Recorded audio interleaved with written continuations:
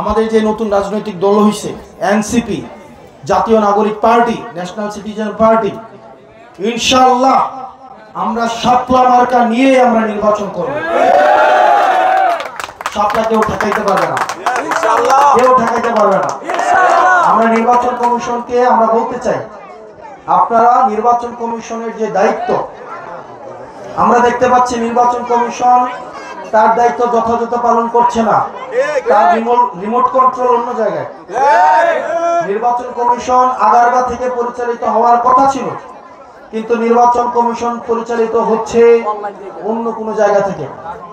এটা remote control, রিমোটটা অন্য জায়গায় আছে। সুতরাং নির্বাচন কমিশন, আপনি যদি মনে করে থাকেন যে ওনারা বলছে ওনারা শাপলা কেন দিবেন, এটা নাকি ব্যাখ্যা করবে না, কি করবে না, ব্যাখ্যা করবে না। তারা শাপলা দিবে না কেন, এটা নাকি কি করবে না, ব্যাখ্যা করবে না। জনগণ আপনাদের ব্যাখ্যা ছাড়া আপনাদের কোন সিদ্ধান্তকে কদিন করে দেখা যাবে নির্বাচনে, দেখা যাবে একটা কাইটটা ভোটিয়া করে লাইছে, সাফাই লাইছে, তো অঙ্কে জিজ্ঞাসা কি হয় তারা সাফাইছে কেন, না আমরা এটা ব্যাখ্যা দিতে পারবো না। আমরা নির্বাচন কমিশনকে একটা স্বৈরাচার কমিশন হিসেবে আবার আমরা দেখতে পাচ্ছি। আওয়াল কমিশনের থেকেও এই নির্বাচন কমিশন আরো ঘৃণ্য, বাজে, নিচু স্তরের সিদ্ধান্ত পর্যন্ত নিচ্ছে। আমরা দেখছিলাম না আওয়াল কমিশন, আগের কমিশন, এর আগের কমিশন ছিল নুরুল হুদা কমিশন।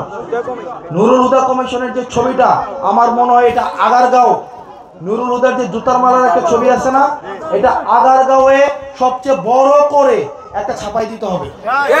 এটার একটা ভাস্কর্য লাগানো উচিত যে জুতা যে দায়িত্ব অবহেলা করলে কি ধরনের পরিণত হয়। আমাদের চিফ ইলেকশন কমিশন একটা স্পাইনলেস একটা কমিশন হিসেবে আমরা দেখতে পাচ্ছি। ওনাদের কোনো সিদ্ধান্ত ওনারা নিজেরা নেন না। ওনাদের সিদ্ধান্ত আমরা স্পষ্টতে দেখতে পাচ্ছি, তাদের সিদ্ধান্ত নেওয়ার ক্ষেত্রে তারা কোনো না কোনোভাবে এক্সটার্নাল ফোর্স দ্বারা তারা প্রভাবিত, তারা বহি এক্সটার্নাল ফোর্স দ্বারা তারা প্রভাবিত।